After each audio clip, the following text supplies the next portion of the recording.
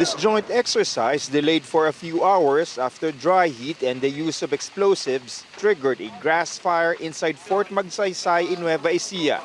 The Army's fire truck was deployed to the scene while U.S. forces flew in a water-bombing helicopter.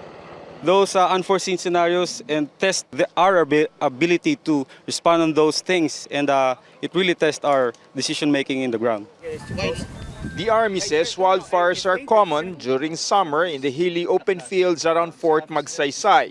Some U.S. troops admit having to adjust to the scorching heat.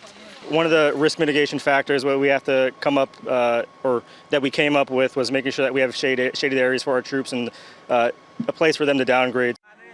Staying under the sun for prolonged periods of time puts to the test not only the skills but also the stamina of both forces. Obviously, Filipino soldiers can cope better, as shown in a recent event where a number of their American counterparts had to be escorted off the field by medics due to heat exhaustion.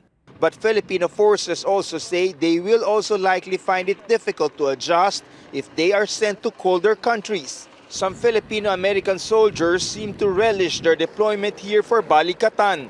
Mainit pero sabi ko masaya dito, ang masarap ng, detoxify lahat ng pawis. In a recent live fire exercise, U.S. troops had to constantly rehydrate.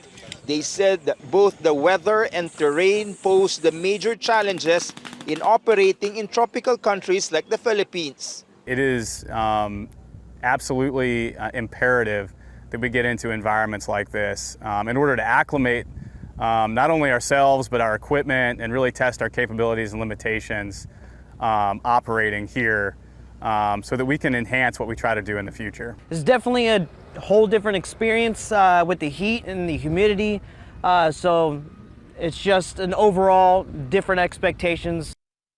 It's 34 to 41 degrees Celsius right now here in Subic as the temperature is expected to breach the 50 mark in the coming weeks. Balikatan is already over.